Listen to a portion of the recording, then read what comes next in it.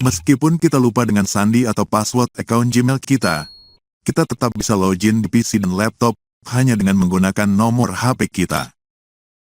Dengan catatan, sebelumnya kita sudah pernah menambahkan nomor HP kita ke akun tersebut. Lalu fitur verifikasi 2 langkahnya belum diaktifkan atau dalam keadaan tidak aktif. Caranya setelah masukkan email,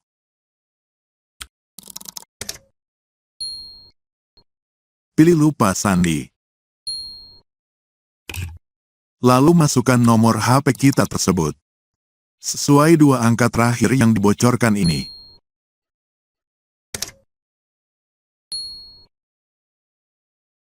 Kemudian masukkan kode verifikasi 6 digit yang dikirim sistem ke HP kita di sini. Nah, berhasil.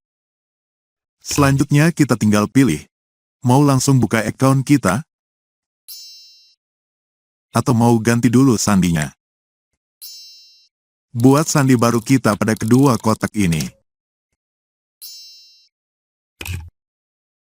Ubah sandi. Nah, berhasil.